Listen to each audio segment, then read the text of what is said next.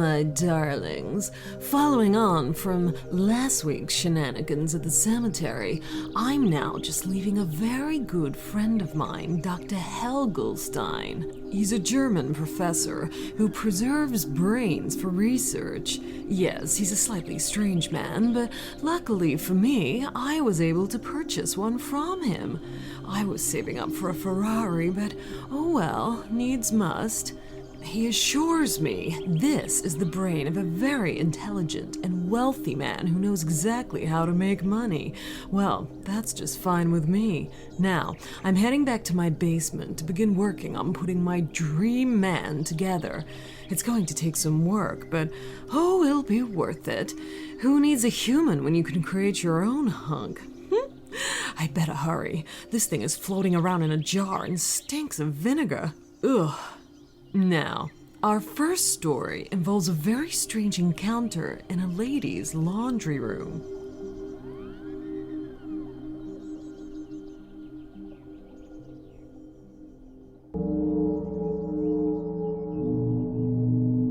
Before I moved into the house in Palmdale, California, my daughter, 2 dogs, myself, and a longtime friend all lived in an extended van.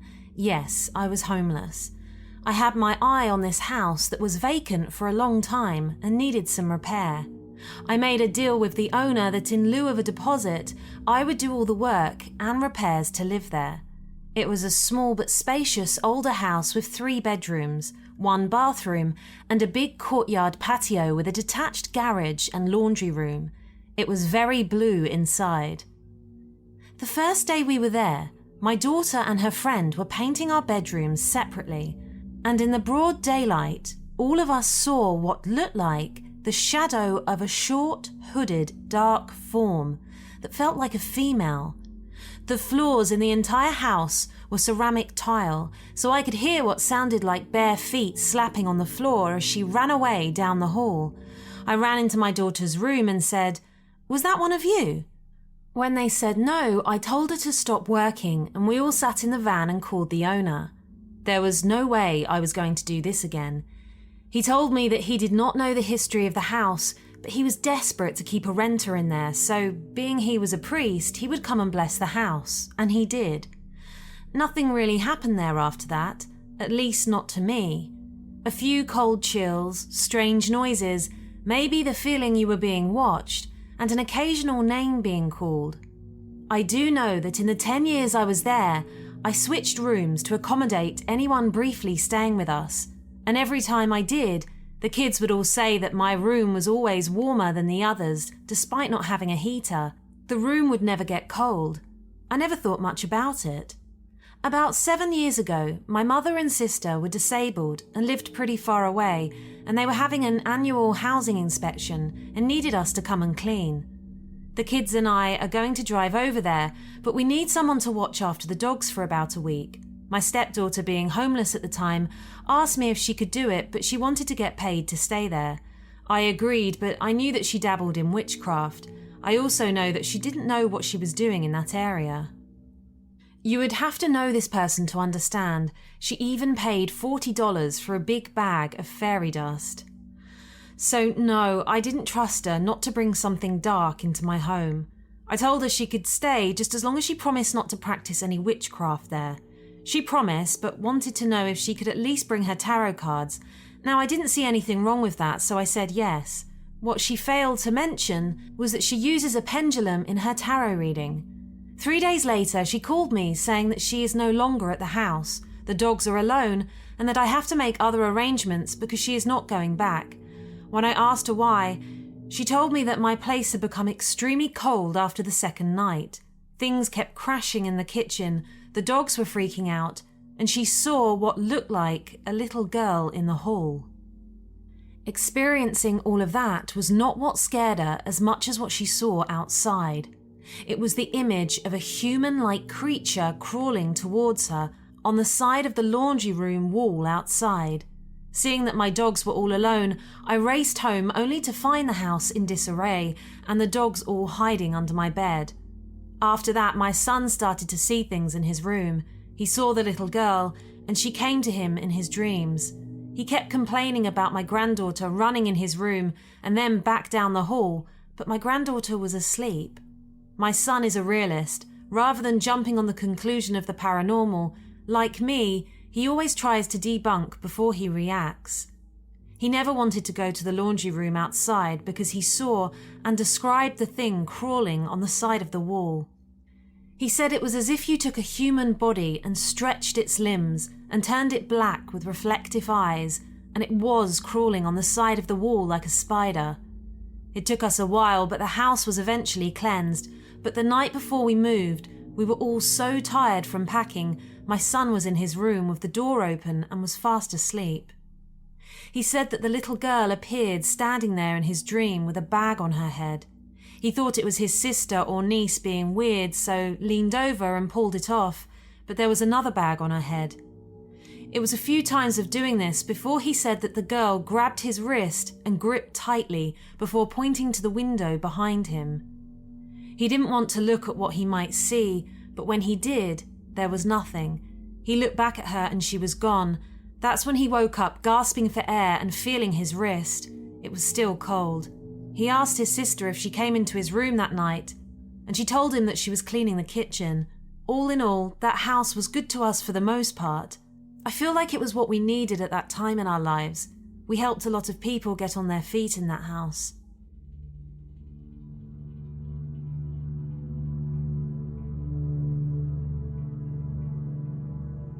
My nan was a very spiritual woman, and she would always tell me as a young child that there were bad witches and good witches, and they walk around like regular people. My thinking always was to avoid the bad. This incident happened near South Kensington in London in 2002. I was 17 and my friend Andy, who's a close friend to this day, was 16. I live outside London but studied in London, and Andy lived close to the incident. We decided that we'd go for a smoke. Andy recommended this quiet close off the main road. It was evening time, dark but not late. There was a kind of horseshoe of houses, and we were standing just before them. A car pulls up suddenly and a man gets out. I don't usually pay attention to people, but this caught my eye as he left the headlights on and the engine running and the doors open. Me and my friend are observing this man as he proceeds to walk towards one of the far houses. He was quite tall, slender, and had a long coat on, and possibly a hat, but I'm not sure about that. I guess his age was around 55 to 60. He was carrying a stick, not a walking stick, it was shorter than that, but some other kind of stick made of wood. He was talking away to himself. Being young, my friends started to call him a crazy ass. I can't remember exactly, but I remember that one comment. He was oblivious to us until he reached his destination. He then turned around towards us, pointing the stick at us. He stares at us quite intently. It was probably only a few seconds, but it felt longer. And we can see he's talking, saying something, directed at us, but we can't hear exactly what the words are. Then he just quite normally walks back to the car and drives off. Me and my friend were like, how random was that? We decided to leave and we got onto the main road. We were catching a bus into the West End for a night out. As we crossed over the road, the bus is already there at the stop, so we made a run for it down the street. We managed to catch it before it drives away, and Andy gets on first. But as he's stepping on, he starts to choke on something, spluttering all over the place, as if he has something stuck in his throat. He mutters the words, "Hairball, it's in my throat, can't breathe." I follow him onto the bus and the bus pulls off. I remember him hitting the emergency stop and the middle doors opened and he stumbled out onto the street. He begins to vomit and he can't seem to stop. I follow him, but suddenly I can feel my throat also swelling. I remember thinking, shit, what if this keeps swelling and I can't breathe? I thought we should head towards a hospital, and just as the thought of the hospital enters my mind, my throat starts to feel normal, and Andy stops being sick. We were pretty shaken up and decided to try and forget about it and enjoy the rest of our evening. After the incident, I remember Googling voodoo, but I didn't know much about it. I was just curious. I remember reading they can bend reality. Also, I spoke to some women I was working with who were from Africa. I told them my experience, and they were wide-eyed and told me that it must have been a warning, as my friend coughed up the hairball some days later. Honestly, that was an amazing experience, because as a kid I was very good-hearted, but at 17 I was taking the piss out of someone for being crazy. It literally shook me and made me realise a lot about myself. After that, I matured a lot. If I had minded my own business, it wouldn't have happened. There were many lessons I learnt that night. This experience has reinforced my belief not to mess with and stay away from bad things.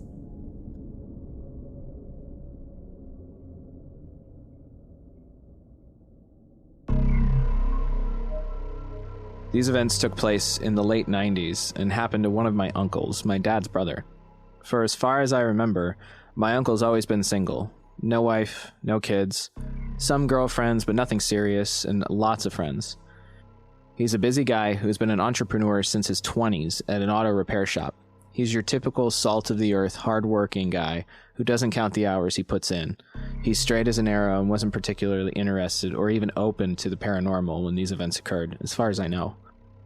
His best friend and his wife were dog breeders, and my uncle had adopted one a few years earlier. She was a Doberman and an extremely intimidating animal when you first saw her, but when you knew her, she was the sweetest and most gentle thing you could imagine. My uncle's house is quite isolated in a really wooded area, with no close neighbors, and despite having a security system, it's kind of the big house that could attract unwanted visitors, if you know what I mean. Not many people own guns where I live in Canada either, so his dog was an extra precaution. Every time we would visit my uncle, and we used to joke about the fact that his dog had almost bionic ears, she would hear us coming from far away. She wasn't aggressive, but she was a good watchdog.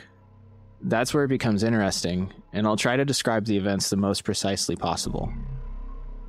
It was a warm, early June summer night, and my uncle was sleeping in his room on the second floor, with the windows opened and his dog next to him in the bed. At around 2 a.m. in the middle of the night, he hears a very loud bang that wakes him up and seems to come from the first floor. There was absolutely no reaction from the dog, nothing. She doesn't even open an eye, as if she was completely deaf. And that seems strange to my uncle, because his dog would often react, even in the middle of the night, at the moment she would hear something unusual. Like I said earlier, she hears everything. Nothing detected by the alarm system either. It was pretty strange. My uncle is still in his bed, scared shitless that it could be one or more intruders trying to break in. It had happened before, but he wasn't home. He gets his phone, dials 911, but doesn't call yet. And he waits while listening for any sounds coming from the first floor. That would mean that someone was in the house.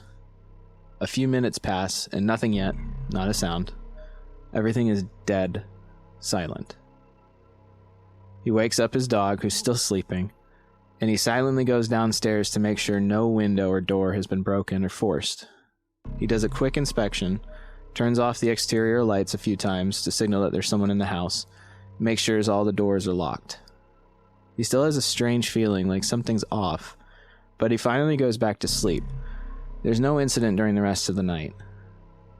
Later in the morning, the phone rings.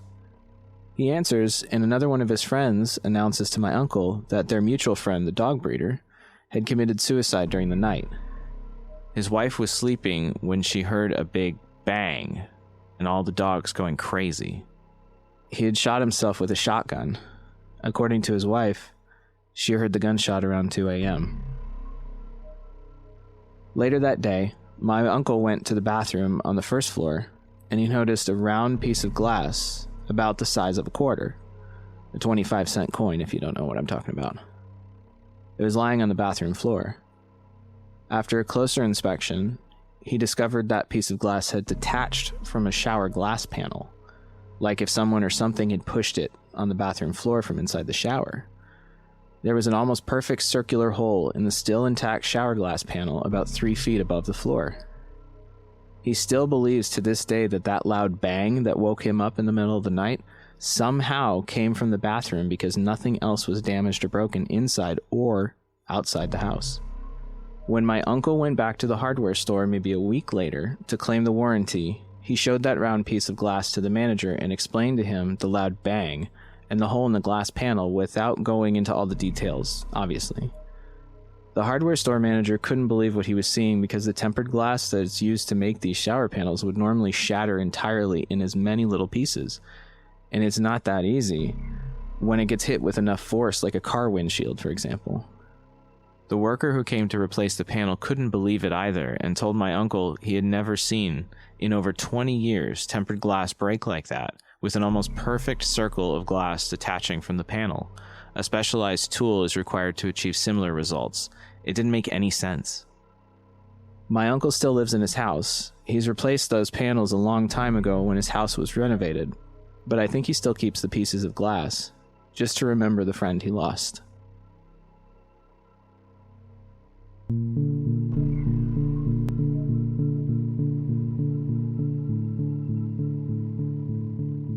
The year would have been either 1989 or 1990, and I would have been a very young teenager. My mum always made a Sunday dinner, without fail. It was the one meal we could always rely on: meat, roast potatoes, veg, and plenty of it too. We loved our Sunday dinners. The rest of the week, it was sugar or tomato ketchup butties. So this Sunday was no different, except we needed some potatoes to make the roast potatoes with, and my mum said she would walk on down to the shop, which was no more than a 10-minute walk away. Yep, back then, people walked. She left at 11 a.m. As we always had lunch at 1 p.m, or as close to that time, it was our thing. We expected her to return no later than 11:30. So anyway, time ticked on. 11:30 came and went. Then, midday. At about this time, we were getting concerned and, well, a little impatient. We were all hungry and looking forward to our roast potatoes, so where on earth was my mother? But when 12:30 came and went, our bellies stopped rumbling and we started to get really anxious as to where she was. So I started to pace around outside the house, looking down the road to see if she was coming, but she was nowhere in sight. Then I saw the number 6 bus. It stopped outside the shop and was just 2 stops away. I wondered if she had waited to get on it, and so watched as it neared. She would be stood at the front of it.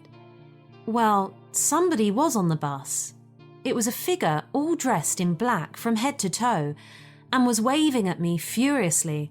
I don't know why, but I got the impression it was my mum, even though she was not wearing anything like that. So I kept looking at the person thing, and the bus passed right by. This person was locking eyes with me and still waving like a lunatic. The bus stop was about 100 meters further away and just around the bend on our road, so I decided to leg it about 40 meters or so that I could see this person get off the bus. But the bus never stopped. It carried on, and there was just one more stop it could go, the terminus where it turns around and does the route again.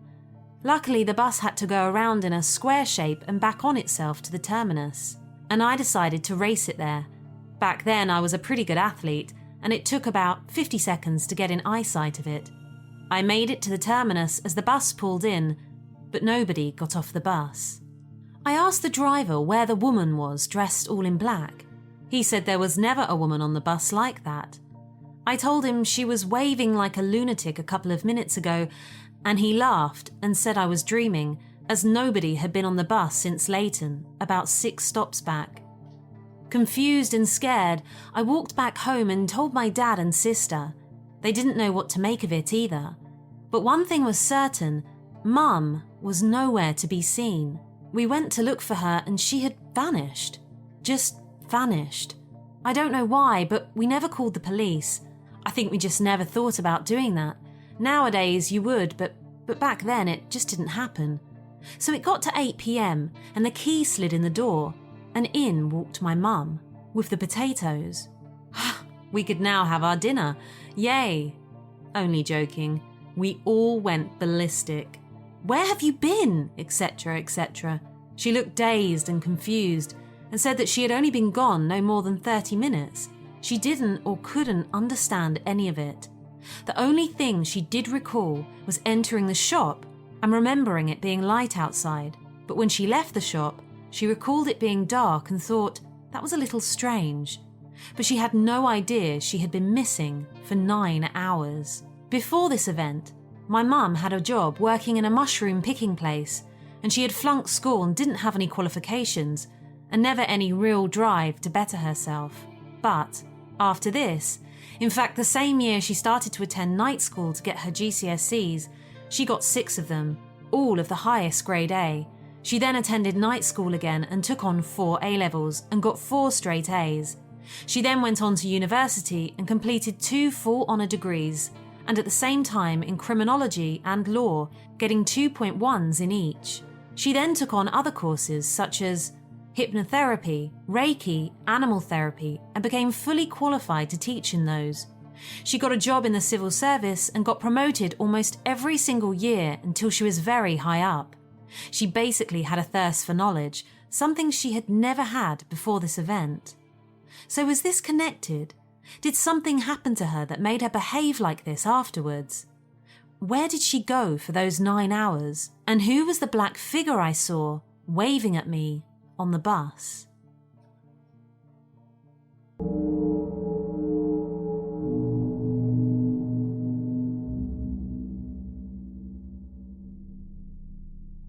Growing up in the Bay Area, everyone knew about the abandoned hospital on Presidio. You look at it and it just gives you these vibes that something is off. Hundreds of broken window panels, tagging all over the walls, wires from the construction crew running throughout the building. It just gives off a paranormal feeling.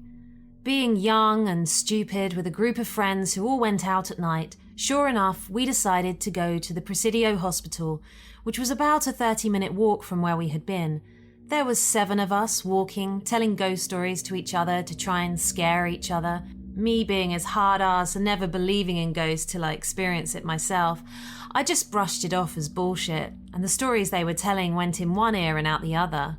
Once we got there, I looked at my phone and saw it was getting really late. I think it was around midnight. I looked up at the hospital standing in front of it, and you can see a huge tagging of a skull on one side, and the other words, "good as dead," were tagged. I smirked and we went off to the left of the building since the front entrance of the building was barricaded. The back of the building had an opening that the construction crew used to go through. As we were making our way in, I looked up, and on the 4th floor, I happened to see what looked like 4 posters of Anne Frank on 4 window panels side by side. I kept staring at it, maybe thinking it will move or someone is looking at us, but nothing ever happened. I shrugged it off and we all went inside. When we walked inside, I suddenly got the feeling like we were not welcome there. It was a feeling as though something was watching us, even before we entered the building. But being a badass kid, I didn't want to show weakness in front of my friends, and we decided to continue on. We walked down the halls and peeked inside every room. Eventually we got to the lobby where there was the main stairs. We decided to go all the way up to the highest floor of the hospital and slowly make our way down. Once we got to the top, being the cool kids we were, we decided to split into 2 groups and meet later on before we went down to the next floor. Me and 2 others are on one end and the 4 other guys were on the other, eventually to meet in the middle. Once the other group split up and were down the hall, you can faintly hear them laugh and talk. I was in a room with my other 2 friends, and we were looking around and saw old hospital equipment. All of a sudden, we heard what sounded like rocks being thrown in the hallway. I walked out to look, and with everything being pitch black and only the flashlight from our phone available, I tried to shine it down the hall, and the light was devoured by darkness. I told the guys with me, "Are you hearing these noises?" They both looked at me and smiled, saying, "It's probably the guys down the hall trying to scare us." I shrugged it off and we continued down the hall until we met with the other team. After walking for a couple of minutes, we see the flashlights of the other team's phone, and they tell us there are some beautiful tagging and artwork down the hall and that we should check it out. I asked them why they were throwing rocks earlier to try and scare us, and they looked confused and said, "We didn't throw any rocks at you guys. We thought you were throwing rocks at us." I rolled my eyes and looked at my other 2 friends that were with me and just shrugged it off. We started to walk down the hallway and finally made it to the stairs to go down to the lower level, And all of a sudden, one of my friends grabs me by the shoulder and says, "Shut the fuck up. Do you hear that?" Everyone froze in place, and I started thinking, oh shit, the police are doing patrols, or maybe it's a construction worker. We continued to remain silent and look down the hall. All of a sudden, you can hear heavy footsteps, almost as if someone is dragging them, coming down the hall. We all look at each other and put our fingers over our mouths not to make a sound, and continue focusing on what the sound is. The footsteps started getting louder, but maintaining the slow pace of moving towards us. As it got from what sounded like maybe halfway towards us, you heard the footsteps turn into what sounded like hooves stomping and running. I had this feeling of sheer horror and bolted down the stairs with my friends. Once we got to the bottom, we realised we ran past the lobby and ended up in what was the lowest level of the building. This is where it got really weird. I assume we were in the basement, except it wasn't a basement. It was like a gymnasium locker room, like the one you had in middle school with lockers all over and a shower area. We all looked at each other confused and didn't understand where the hell we were. We walked down a little bit and noticed an elevator that was out of service that had a handicapped placard that read, "Only for students with disabilities and accommodating staff." I thought, huh? Maybe this used to be a school or something that got turned into a hospital later on. I continued to walk around with my friends, and we suddenly saw what was a huge bank vault that was wide open in the middle of this basement gymnasium. My friend grabbed my arm and said, "Bro, let's go look. What if there's something valuable inside?" We walked inside the bank vault, and there was just a hallway that led to a door, nothing else. Underneath the door, you can tell there was a light in the room and shadows. The first thing that came to my mind was, oh, it's probably one of those dingy lights that's swaying side to side, probably from us running down the stairs so fast, causing it to shake and swing. One of my friends walks up and puts his hands on the doorknob, and you can see it in his eyes that something was wrong, like he wasn't there anymore. All of a sudden he turns around and says, "Don't open that door, no matter what." I laughed and thought, maybe this is some stupid joke of his and he's just trying to scare us. So I walked up and tried listening to what was on the other side of the door. I can tell you for a fact that whatever was on the other side of that door was not human. You can hear deep breathing and what sounds like nails scraping lightly on the wall and the sound of someone sniffing very loud. I look back at my friends and say, "What the hell is going on?" Suddenly, I hear a voice on the other side of the door inches away from me, in the eeriest, most dynamic and raspiest voice. "Come to me." I froze with fear and started to feel like my heart was about to explode. I looked at my friends and I can tell they were horrified, but for some reason, something was telling me to put my hand on the doorknob and open the door. I put my hand on the doorknob, and all of a sudden, I'm standing in a cemetery, confused and weirded out as to why I'm here. I'm looking at the tombstones in front of me, and I see a row of my family's tombstones. The next row was my friends, and this overwhelming feeling as though all of a sudden everyone died because of me just took over.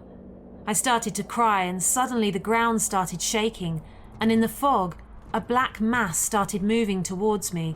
I closed my eyes and put my hands in a prayer and started whispering, "God help me." I heard a crackle in the distance and instantly woke up, being dragged by my friends. I look up at them. "What the fuck happened?" "Dude, you grabbed the doorknob and instantly froze. Your eyes turned grey and we tried moving you away, but you had a death grip on the doorknob. We had to literally pull you off it. It almost came off." I was so exhausted and mentally drained that I could barely even reply. We got back to the entrance of the building and heard some security guards were making their rounds, so we decided to move back in and wait for them to pass. Unfortunately, they walked up to the door, shone the lights in, and ended up locking the doors. I got up slowly and tried shaking off my exhaustion and amping myself up, knowing this was going to be a crazy night, but to no avail. One of my friends said, "Fuck that, we need to get out. Let's go to the front." As we were making our way to the front, you could hear what sounded like hooves in the level above us, following us. Almost at the entrance, one of our friends found something that looked like a room. "Oh shit, guys, that's the morgue." Our morbid curiosity took over and we looked inside. The windows were boarded up and it was pitch black.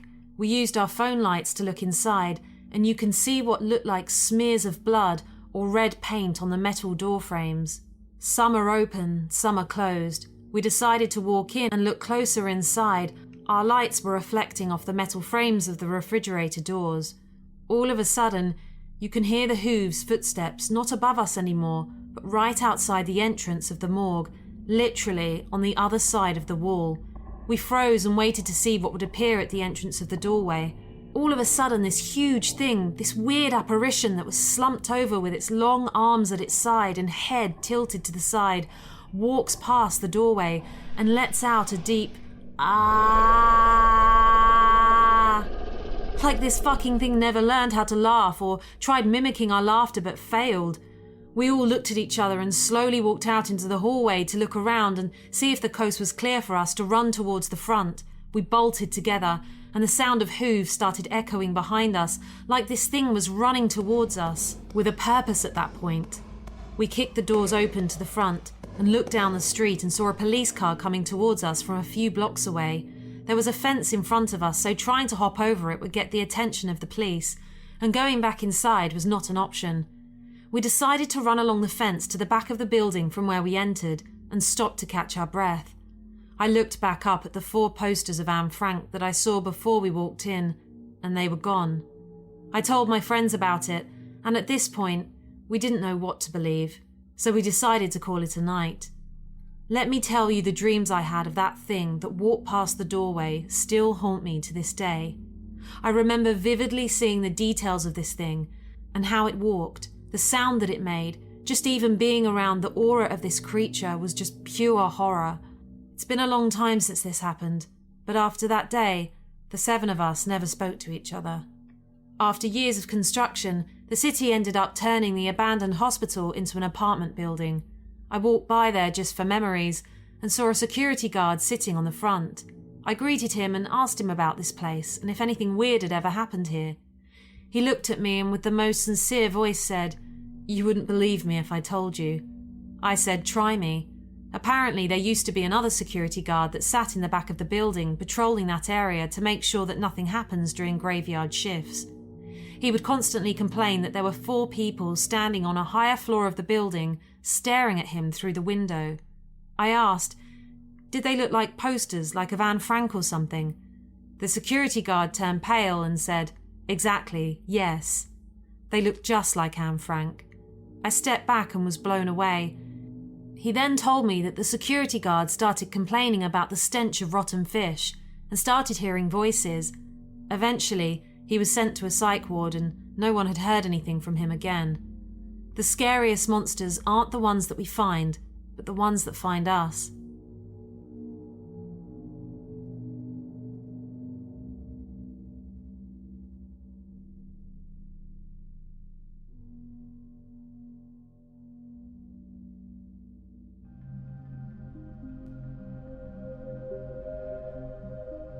Well, I hope you enjoyed tonight's stories, pussycats. I'm just stitching my dream man together. Gosh, I hope he has a sense of humor. I hadn't thought about that. I think he's gonna need it. Tune in next week to find out how he progresses. And remember to keep rating and reviewing the show. It really does help to reach more people. Pleasant dreams.